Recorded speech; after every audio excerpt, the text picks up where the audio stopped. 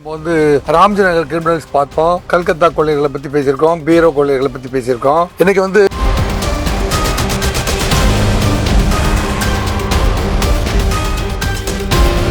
அப்புறம் இந்த ஊர்ல ஏதாவது திருட்டு போயிடுச்சுன்னா யார் மேலாம் சந்தேகப்படுறாங்களோ இந்த ட்ரைப்ஸை கூப்பிட்டு வந்து விசாரிக்க ஆரம்பிச்சுவாங்க. நீதான் இந்த பேட்டர்ல திருடுவேன்,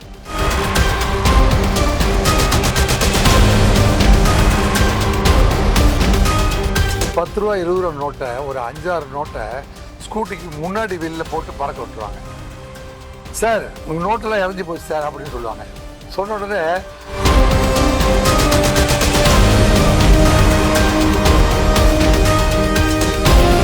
இந்த மாதிரியான ஹார்ட்கோர் கிரிமினல்ஸ் எல்லாம் கொண்டுட்டு வந்து அவங்கள ரிமாண்ட் பண்ணி அவங்கள கஸ்டடி எடுத்து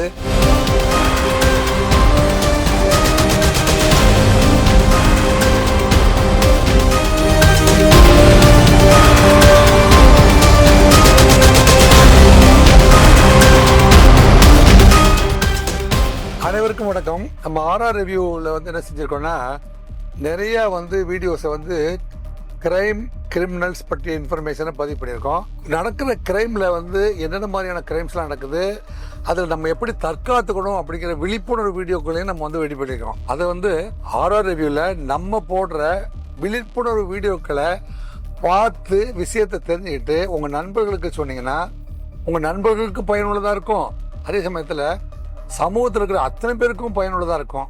அப்படி ஒரு டாபிக் இன்னைக்கு பேசலாம்னு முடிவு பண்ணியிருக்கோம். என்ன டாபிக் பேச போறோம்னா, நம்ம வந்து ராம்ஜி நகர் கிரிமினல்ஸ் பார்த்தோம், கல்கத்தா கொள்ளைகளை பத்தி பேசியிருக்கோம், பீரோ கொள்ளைகளை பத்தி பேசியிருக்கோம். இன்னைக்கு வந்து ஓஜி குப்பம் ட்ரைப்ஸ் அப்படிங்கிற ஒரு குரூப்பை பத்தி பார்ப்போம். ஓஜி குப்பம் அப்படிங்கிறது வந்து நம்ம திருத்தணியிலிருந்து திருப்பதி போற வழியில நகரிக்கு பக்கத்துல ஓஜி குப்பம்னு ஒரு ஊர் இருக்கு. டிப்பிக்கல் வந்து ஒரு குரூப் ஆஃப் பீப்புள் இருக்காங்க.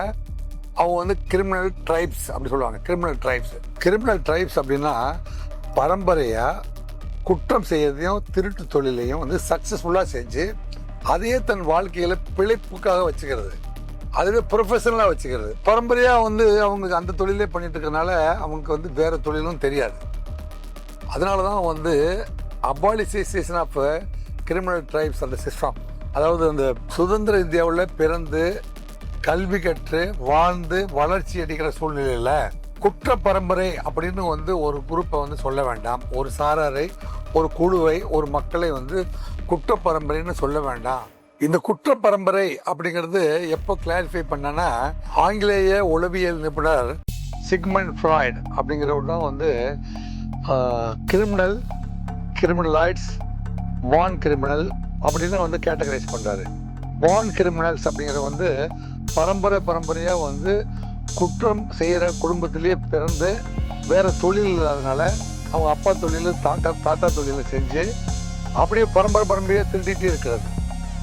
அந்த மாதிரியான ஒரு கூட்டம் வந்து சுதந்திர இந்தியாவுக்கு முன்னாடியே வந்து இந்தியா முழுவதுமே பரவி இருந்தாங்க. அதுக்கு பேர் தான் வந்து கிரிமினல் ட்ரைப்ஸ் அப்படின்னு பேரு. 1871 ஆங்கிலேயர்கள் இந்தியாவுக்கு வந்து இந்த ஊர்ல வந்து திருட்டு தொழிலே வந்து பரம்பரையா செய்யறவங்களும் இருக்காங்களா, அது எந்தெந்த ஊர்ல இருக்காங்க அப்படிங்கிறதெல்லாம் வந்து தேடி கண்டுபிடிச்சு அதை லிஸ்ட் அவுட் பண்ணி அவங்களாம் வந்து நோட்டிஃபைடு கிரிமினல்ஸ் அப்படின்றது வந்து கிரிமினல் ட்ரைப்ஸ் அப்படிங்கிற பேர்ல அவங்க வந்து அவங்களெல்லாம் கண்காணிச்சு, எனக்கு அவங்க கும்பரிட்டு நேரத்துலலாம் அவங்க வந்து எங்க போறாங்க, எந்தெந்த ஊர்லாம் யார் போய் கொள்ளையடிச்சு வர்றாங்க அப்படிங்கிறதெல்லாம் வந்து மேப்பிங் பண்ணி வச்சாங்க. அப்படி பண்ணி வைக்கும்போது கும்பலிட்டு நேரங்களில், அந்த கும்பலிட்டு நேரம்னா அமாவாசைக்கு முன்னாடி 3 நாள் பின்னாடி 3 நாள், அந்த 6 நாளும் வெளியில விட்டாவே இவங்க போய் திருடிட்டு வந்துடுறாங்க. அப்படிங்கிறதுனால இவங்களை பிடிச்சி கொண்டு போய் ஸ்டேஷன்லேயே படுக்க வச்சுருவாங்க. அப்புறம் இந்த ஊரில் ஏதாவது திருட்டு போயிடுச்சுன்னா யார் மேலாம் சந்தேகப்படுறாங்களோ இந்த ட்ரைப்ஸை கூப்பிட்டு வந்து விசாரிக்க ஆரம்பிச்சுவாங்க. நீதான் இந்த பேட்டர்ல திருடுவேன், இந்த மோடஸ் ஆபரேஷன்ல திருடுறது நீங்க தான், அதாவது உங்க சொந்தக்காரங்க யாராவது திருடிருப்பாங்க அப்படின்னு இவங்களை கூட்டிட்டு போய் அடிக்கடி காவல் நிலையத்தில் வச்சு விசாரிக்காங்க. அப்படிங்கிறது தான் வந்து இவங்களை மேனேஜ் பண்றது ஒரு பெரிய போராட்டமா இருந்துச்சு. தமிழ்நாட்டை பொறுத்த வரைக்கும் பாத்தீங்கன்னா, மரியாதைக்குரிய மறைந்த முன்னாள் தலைவர் திரு முத்துராமலிங்கம் அவர்கள் வந்து இதுக்கு எதிராக போராடி வந்து 1949 வந்து இந்த குற்ற பரம்பரை தடுப்பு சட்டத்தை அபாலிசேஷன் பண்ணிட்டாரு. பண்ணிட்டாரு. அதே வருஷத்துல இந்தியாவில் இருக்கிற அத்தனை குற்றப்புறம்படியுமே வந்து இதை வந்து அவங்க நோட்டிஃபை பண்ணி வாட்ச் பண்ற சிஸ்டத்தை அபாலிஷ் பண்ணிட்டாங்க 1949 பிறகு. ஆனா இவங்களுக்கெல்லாம் என்ன செஞ்சாங்க, ரிஹாபிலிட்டேஷன் சொல்லி இவங்களெல்லாம் படிக்க வச்சு வேற வேலைக்கு அனுப்பணும் அப்படிங்கிறதுக்காக தனியாக ஸ்கூல் எல்லாம் ஆரம்பிச்சாங்க. அப்படி ஆரம்பிச்சும் இந்த ஓஜி குப்பம் போன்ற இடங்களுக்கு இந்த கல்வி போய் சேரவில்லை, அல்லது அந்த ரிஃபர்மேஷன் போய் சேரவில்லை. எனவே தான் வந்து பார்த்தீங்கன்னா இந்த நகரி பக்கத்தில் இருக்கிற ஆந்திராவில் ஓஜி குப்பம் கிரிமினல் ட்ரைப்ஸ் இருக்காங்க. அவங்க என்னென்ன பண்ணுவாங்க பார்த்தீங்கன்னா, நூதன முறையில் யாரையும் அடித்து வெட்டி கொலை பண்ணிலாம் பண்ண மாட்டாங்க. அவங்க வந்து நேச்சுரலி வந்து சாஃப்ட் பீப்புள். ஆனால் அவங்க பார்த்தீங்கன்னா வங்கிகளில் பணம் எடுக்க போகிறாங்க அப்படின்னா ஒரு டீம் ஆஃப் பீப்புள். இவங்க எப்படி போவாங்க அப்படின்னா பேங்க் போவாங்க, சந்தைகளில் பணப்பரிமாற்றம் செய்கிறாங்க பார்த்தீங்களா, அந்த மாதிரி இடத்துக்கு போவாங்க. அல்லது நகைக்கடைகளுக்கு முன்னாடி நிறைய நகை வச்சு பர்ச்சேஸ் பண்ணுறதுக்கு போகிறாங்க, பணத்தை நிறைய எடுத்துகிட்டு போகிறாங்க. அந்த மாதிரி இடத்துக்கெல்லாம் இவங்க போவாங்க. போயிட்டு என்ன செய்வாங்கன்னா, போகும்போதே வந்து 6லேருந்து 8 பேர் அல்லது 14 பேர் வரைக்கும் அவங்க டீம் போவாங்க. ஆனால் 3 பேரை பிரிஞ்சுக்குவாங்க. ஒரு பிரபல்யமான பேங்க் இருக்குது அப்படின்னா அந்த பேங்குக்கு 6 இடத்துல பொசிஷன் எடுத்துக்குவாங்க. 2 பேர் இடத்துல, 3 பேர் இடத்துல, இன்னொரு 3 பேர் இடத்துல அவங்களுக்குள்ள குழு குறி வச்சுக்குவாங்க. குழு குறினா ஒல்லியா, சிகப்பா, பச்சை கலர், புடவை கட்டி லேடி உள்ள போறாங்க. அந்த மாதிரி இப்படி சைன் பண்ணாவே இந்த அம்மாவை தான் நாங்கள் வாட்ச் பண்ணிட்டு இருக்கோம், இந்த வயசான ஆளை தான் நாங்கள் வாட்ச் பண்ணிட்டு இருக்கோம். அவங்களுக்குள்ள அப்பப்போ ஒரு இடத்துல வந்து கம்யூனிகேஷனை போய் சொல்லிட்டே இருப்பாரு. சொல்லிட்டு இருக்கும்போது பேங்க்கு ஒரு வயசானவர் வராரு, அல்லது ஒருத்தர் வீக்காக வராரு, அவ்வளோ உள்ள பேங்க் உள்ளேயும் வந்து பணம் எடுக்கிற மாதிரி 2 பேர் இருப்பாங்க. அவங்க வந்து இல்லை ஃபார்ம் ஃபில்அப் பண்ண மாதிரி உட்காந்துருப்பாங்க. இவன் என்ன செய்வாங்க, இந்த ஆள் வந்து 2 லட்சம் எடுக்கிறாரு, இவர் வீக்காக இருக்காரு, இவர் 3 லட்சம் எடுத்து ஒரு பைக்குள்ள எடுத்து வைக்கிறாரு, வச்சுட்டு இவர் வெளியில் போகிறாரு, அவர் தான் வந்து இந்த பச்சை கலர் ஸ்கூட்டியில் வந்திருக்காரு அப்படிங்கிறதெல்லாம் நோட் பண்ணிடுவாங்க. நோட் பண்ணிவிட்டு இந்த பையை கொண்டுட்டு அவர் போய் அந்த ஸ்கூட்டியில் அந்த பெண் பக்கத்தை திறந்து ஸ்கூட்டியில் வைக்கலான்னு போகிறாரு பாருங்க. அந்த சமயத்தில் இவங்க என்ன செய்வாங்கன்னா, பக்கத்தில் ஒரு 10 ரூபா 20 ரூபா நோட்டை, ஒரு 5-6 நோட்டை ஸ்கூட்டிக்கு முன்னாடி வெளியில் போட்டு பறக்க விட்டுருவாங்க. சார் உங்கள் நோட்டெல்லாம் இறஞ்சி போச்சு சார் அப்படின்னு சொல்லுவாங்க. சொன்ன உடனே இவர் என்ன செய்வார், இவரை ஒரு 3 லட்ச ரூபாய் எடுத்து ஸ்கூட்டியில் வச்சுருக்கிறத மறந்துட்டு இந்த 10 ரூபா நோட்டை பொறுக்கிறதுக்காக கீழே போயிட்டு பாருங்க. அதை பொறுக்கிட்டு இப்படி திரும்பி வந்து பார்க்கும்போது பார்த்தீங்கன்னா இந்த பண மூட்டை 3 லட்ச ரூபாய் இருக்காது. இந்த கிரிமினல் ட்ரைப்ஸ், ஓஜி குப்பம் கிரிமினல் ட்ரைப்ஸை பொறுத்த வரைக்கும் பார்த்தீங்கன்னா பணம் எடுத்த அடுத்த நிமிஷமே பேஸ்கெட் பால் பாஸ் பண்ணுற மாதிரி அதை வந்து அடுத்த ஆளுக்கு பாஸ் பண்ணி தேர்ட் மேன் வந்து ஒரு பேக்கில் வச்சு அவன் வச்சுக்கிற வெஹிக்கிள்லேருந்து அங்கே கிடைக்கிற அவைலபிள் ஆட்டோவிலையோ போயிட்டே இருப்பான். யாராவது ஒருத்தர் சந்தேகப்பட்டு ஒருத்தர் பிடிச்சா கூட இவனுங்களும் சேர்ந்து அடிப்பானு. அப்புறம் நான் இல்லவே இல்லை சார், நான் பார்க்கவே இல்லைன்னு சொன்னதுக்கப்புறம் ஏமா இவன் பார்க்கவே இல்லைன்னு சொல்கிறேன்னு அவங்களே பிடிச்சி போடுறான்னு தள்ளி விட்டுருவானு. ஸோ ஆக கிரைமை வந்து சக்ஸஸ்ஃபுல்லாக பண்ணிட்டு அவங்க டீமே வந்து அசம்பிள் ஆகி அதை டிஸ்போசல் பண்ணுற வரைக்கும் வந்து அவங்க வந்து அந்த மேனேஜ் பண்ணுவாங்கன்னு வைங்களேன். இப்படி ஒரு மெத்தட் ஆஃப் ஆப்ரேஷன் பண்ணுறவங்க. இதே மாதிரி ஒரு மெத்தட் வந்து பணத்தை இறச்சி விடுறது. அப்படி இல்லைன்னா பண மூட்டையோடு அவர் வந்து காருக்கு அல்லது வண்டிக்கு அல்லது பஸ்ஸுக்கு காத்திருக்காரு, அவர் வந்து ஒரு இடத்துல போய் நிற்க போகிறாரு அல்லது காத்திருக்க போகிறாருன்னு தெரிஞ்சுன்னா திடீர்னு வந்து ஒரு 4-5 பேர் கிராஸ் பண்ணுற மாதிரி பண்ணி வாயில் பிஸ்கட் மாதிரி ஒரு பொருள் வச்சுருப்பாங்க. பிஸ்கட்டில் அது வந்து பேட் ஸ்மெல் மாறுற மாதிரி சில வாசனை திரவியங்களை ஏதோ வந்து வாயில் போட்டு மெல்லுவாங்க. பிஸ்கட்டையும் அதையும் போட்டு மெல்லோடனே பேட் ஸ்மெல் வரும். அந்த பேட் ஸ்மெல் வரதை வந்து அவருடைய தோல் பட்டையில் வந்து துப்பிடுவாங்க. இல்லை தூரத்துலேருந்து அப்படி போகும்போது இப்படி கிராஸ் பண்ண போகும்போது அவர் தோலில் துப்பிடுவாங்க. இன்னொருத்தர் வந்து சார் உங்கள் தோலில் காக்கா போட்டுருக்கு சார் அப்படி சொல்லுவார். காக்கா தானே போட்டுருக்கு அப்படின்னு நினச்சிட்டு அவர் என்ன செய்வார், சார் நாங்கள் பைப் இருக்குது சார் போய் கழுவுனோடனே பணம் மூட்டையை வச்சுட்டு அவர் கழுவுறதுக்கு போவார். அல்லது இவங்களே ஒரு ஆள் பாட்டிலில் தண்ணி வச்சிருப்பார் ரெடியா, இல்லைங்க சார் இதில் கழுவிக்க சார்னு பாட்டில் தண்ணியை கொடுப்பாரு. இவர் சட்டையை கழட்டி பணத்தை மூட்டையை வச்சுட்டு சட்டையை கழட்டி அந்த பக்கம் போய் என்ன செய்வார், பணத்தை வச்சுட்டு சட்டையை கழட்டிட்டு அதை கழுவிட்டு வந்துடலாம் அப்படின்னு, அல்லது அதை தொடச்சிட்டு வந்துடலான்னு போகும்போது அதுக்குள்ளேயே அந்த பணத்தை வந்து எடுத்து பாஸ் பண்ணி விட்டுருவாங்க. 2 அப்படி இல்லையா, இந்த இடத்துல ஆப்ரேட் பண்ண முடியலன்னா அவர் வந்து 2 வீலர்ல வந்திருக்கிறவராக இருந்தாருன்னா அந்த 2 வீலர்ல கயிறு இருக்கு, கதம்ப கயிறு இருக்கு, அந்த கயிறுல 2-3 இடத்துல முடிச்சு போட்டிருப்பாங்க. ஒரு முடிச்சு மட்டும் சக்கரத்துக்குள்ள பிடிச்சி கொஞ்சம் தூரம் இடிச்சுட்டே போகும்போது அந்த சக்கரத்துல பல்லுல சுத்தி அந்த வண்டி அப்படியே நின்றுடும்.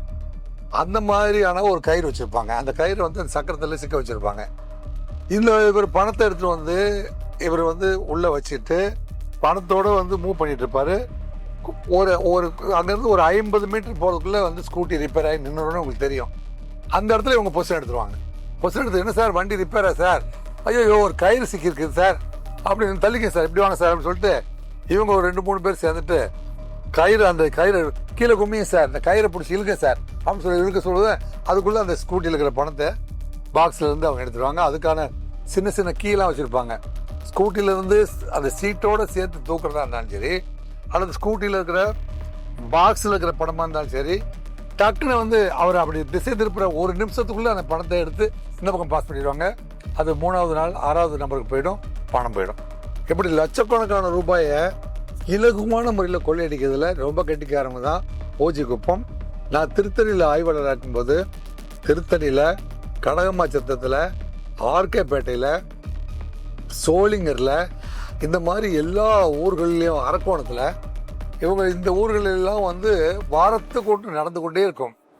அப்போ ஒரு தடவை 2 தடவை வந்து திருத்தணி லிமிட்டில் நடந்த போது சரி நகரி பக்கத்தில் தான் இருக்குது நம்ம போயிடலான்னு போனால், நகரி போலீஸ் ஸ்டேஷனில் போனால் இவங்க சொல்கிறாங்க, sir these people are criminal types, 1871 வந்து இவங்களை வந்து கண்காணிச்சிட்டு இருக்கிறோம், இவங்க மேலே வந்து ஹிஸ்ட்ரி இருக்குது, சீட்டு எல்லாத்து மேலேயும் இருக்குது, இந்த ஊருக்குள்ளே வந்து நீங்கள் நேராக போனீங்கன்னா அந்த ஊர் தலைவர் வந்து பர்மிட் பண்ண மாட்டார், போலீஸ் வேன் வந்ததுன்னா ஒன்று ஊரை விட்டு எல்லாருமே ஓடி போயிடுவாங்க, அப்படி இல்லைன்னா மொத்தமாக இருக்கும்போது நீங்கள் வந்து உழைச்சோன்னு நினச்சிங்கன்னா உங்கள் வேனை வந்து எல்லாம் கௌரவ பண்ணி பெண்களை எல்லாம் இழுத்துட்டு தான் கலெக்டாக பண்ணுவாங்க அப்படி சொன்னாங்க.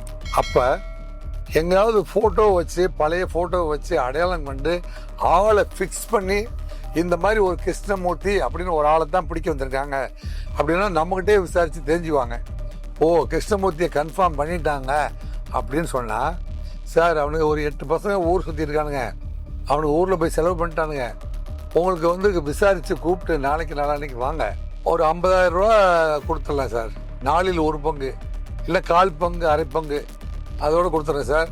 அந்த பையன் கிடைக்க மாட்டான் சார், அவன் வந்து பாம்பே பக்கத்தில் சொந்தக்காரன் ஊருக்கு போயிட்டான் சார், நான் அவங்க அப்பாட்ட சொல்லி இந்த பணத்தை வாங்கி தரேன் சார் அப்படின்னு சொல்லி 2 நாளைக்கு பேரம் பேசி 20%லேருந்து 30% வரைக்கும் செட்டில் பண்ணுவாங்க. இன்னொரு விஷயம், லைவாக வந்து அவங்கள பிடிச்சிட்டு போய் போலீஸ் கஸ்டடி பண்ண 24 ஹவர்ஸில் போலீஸ் சொன்னாங்க, நம்ம ஊர் வக்கீல்லாம் சொல்லுவாங்க 24 ஹவர்ஸில் வந்து ரிமாண்ட் பண்ணதான சட்டத்தில் இருக்குது அப்படின்னு. அவங்கள கொண்டு வந்து இப்போ இந்த மாதிரியான ஹார்ட்கோர் கிரிமினல்ஸ் எல்லாம் கொண்டுட்டு வந்து அவங்கள ரிமாண்ட் பண்ணி அவங்கள கஸ்டடி எடுத்து 3 நாளுக்குள்ளே அவங்க வீட்டுக்கெல்லாம் தகவல் சொல்லி அவங்க சொந்தக்காரங்களெல்லாம் வர வச்சு மிகப்பெரிய பேச்சுவார்த்தை நடத்துறதுக்கப்புறம் தான் வந்து அவங்க என்ன செய்வாங்க, பாதி பணத்தையாவது கொடுக்கறதுக்கு அல்லது 75% முழு பணத்தையும் கொடுக்கவே மாட்டாங்க. ஏன்னா அவன் வந்து ஆப்ரேட் பண்ணதுக்கு செலவுக்கு அவன் ஆப்ரேட் பண்ணுறதுக்காக கடன் வாங்கிட்டு வந்தாங்கல்ல, போனதே கடனை கொடுத்துருவான். அந்த ஊரில் வந்து 10 பேர்கிட்ட கடன் வாங்கிட்டு வருவானுங்க. நாங்கள் 7 பேர் ஒரு வேன் எடுத்துகிட்டு போகிறோம், 2 2 வீலரு ஒரு வேனு, இத்தனையும் எடுத்துகிட்டு போய் அங்கே பொசிஷன் பண்ண போகிறோம், அதுக்கு ஒரு 40,000 தேவைப்படுதுன்னு 40,000 கடன் வாங்கிட்டு வந்திருப்பான். திருடிட்டு போன உடனே கடன்காரனை கொடுத்துருவான் 40,000 ரூபாயை. ஆக முழு ரெக்கவரி போலீஸ் பண்ணவே முடியாது. இந்த மாதிரி கிரிமினல்லாம் வந்து பார்க்கணுன்னு நம்ம போனோம்னா நேரடியாக ஊருக்குள்ளே போய் ரெய்ட் பண்ண முடியாது. அந்த ஊர் தலைவரை வந்து கொண்டுட்டு வந்துடணும். கொண்டு வந்து அங்கே அந்த லோக்கல் போலீஸ் ஸ்டேஷனில் ஃபெமிலியராக வந்து சீனியர் மோஸ்ட் ஹெட் கான்ஸ்டபிள்ஸு அல்லது அந்த ஊருக்கு அடிக்கடி வீட்டு போய் பழக்கமான சில கான்ஸ்டபிள்ஸ் இருப்பாங்க, அல்லது அந்த ஆய்வாளர்கள் தொடர்பில் இருக்கிற ஆய்வாளர்னா அவங்கள வச்சுக்கிட்டு அந்த தலைவரை கொண்டு வந்து இவன் தான் திருடான்னு கன்ஃபார்ம் பண்ணிட்டாங்களான்னு மிகப்பெரிய பேச்சுவார்த்தையை வச்சு அவன் தான் திருடன்னு கன்ஃபார்ம் பண்ணிட்டோம், அவன் இந்த ஊரில் தான் குடியிருக்கிறான், அவங்க ஃபேமிலியை நம்ம வந்து அரெஸ்ட் பண்ணிடுவோம், இல்லை அவங்க குடும்பத்து மேலே அட்டாச்மெண்ட் கொண்டு வருவோம் அப்படியெல்லாம் பேசினதுக்கப்புறம் அவங்க வந்து 20% 50% மேக்ஸிமம் வந்து 60%க்கு மேலே ரெக்கவரி பண்ணவே விட மாட்டாங்க. வாங்கின கடனை முதல்ல கொடுத்துருவாங்க. இவங்க திருட வரும்பொழுது கோயிலுக்கு வந்து அபிஷேகம் பண்ணி கோழி அறுத்து எனக்கு ரத்த பலி கொடுத்துட்டு சாமிக்கிட்ட உத்தரவு கேட்டுட்டு அதுக்கப்புறம் வந்து திருட வரவங்களாம் இருக்காங்க. இவங்க ஊர் கோயிலில் பூஜை போட்டு உத்தரவு வாங்காமல் திருடவே வரமாட்டாங்க. அந்த மாதிரியான ஒரு டிப்பிக்கல் கேரக்டர் இருக்கிறவங்க தான் வந்து இந்த ஓஜி குப்பம் கிரிமினல் ட்ரைப்ஸு. ஆகவே இதன் மூலமாக நீங்கள் தெரிஞ்சுக்க வேண்டியது என்ன அப்படின்னு பார்த்தீங்கன்னா, பேங்குக்கு போயிட்டு பணத்தை எடுக்கிற பொழுது நீங்கள் வந்து பணத்தை எடுக்கும்போது பணத்தை வந்து டைட்டான பேக்கில் பத்திரமா வந்து கவர் பண்ணிவிட்டு அங்கேருந்து நம்ம வந்து வீடு வந்து சேர்ற வரைக்குமே வந்து நடுவில் அனாவசியமான ஆட்கள் யாருக்கிட்டுமே பேசக்கூடாது. உங்கள் வாகனத்துக்கு பக்கத்தில் யாராவது காத்திருந்தாங்கன்னா அவங்களெல்லாம் கண்காணித்து யாருமே இல்லைங்கிறத என்ஷூர் பண்ணிவிட்டு பணத்தை சேஃபாக எடுத்துகிட்டு வீட்டுக்கு வரணும். சில நேரங்களில் 6 பேர் சேர்ந்துட்டு 2 பேர் வந்து அதிவேகமாக வந்து பைக்கில் வந்து கையில் வந்து இப்படி வந்து தெரிகிற மாதிரியோ அல்லது கேர்லெஸ்ஸாக பிடிச்சிட்டு வந்தீங்கன்னா தூரத்தில் கழுகு பார்வையில் காத்திருக்கிறவங்க அதிவேகமாக ஸ்கூட்டியில் கிட்ட வந்து கையில் இருக்கிற பார்சலை அப்படியே அடிச்சுட்டு போயிடுவாங்க. ஐயோயோ ஓடுங்க ஓடுங்க பிடிங்கன்னு உங்களை தள்ளி விட்டுட்டு அவங்க ஓடுற மாதிரி நடிச்சுட்டு பணத்தோடு அவங்களும் எஸ்கேப் ஆகிடுவாங்க. இந்த மாதிரியெல்லாம் பண்ணுவாங்க. எனவே வங்கிக்கு போகும்போதும் நகைக்கடைக்கு போகும்போதும் சந்தைக்கு போய் வந்து ஒரு மாடை விற்பனை பண்ணிட்டு பணத்தை கொண்டு வரும்போதும் எல்லாம் வரும்போதெல்லாம் நீங்கள் என்ன செய்யணும், இந்த மாதிரியான கிரிமினல்ஸு இந்த பக்கம் எங்காவது இருப்பாங்களா அப்படிங்கிறத புரிஞ்சுக்கிட்டு சேஃப்டியாக இந்த பணத்தை கொண்டு போய் வீட்டில் சேர்க்கணும். என்னென்ன செலவு கொடுக்கணுமோ அவங்ககிட்டலாம் வந்து டிஸ்ட்ரிபியூட் பண்ணுற வரைக்கும் கவனமாக இருக்கணும். வீட்டுக்கு போனாலும் வந்து சேஃப்டி லாக்கரில் பணத்தை வைக்கணும்.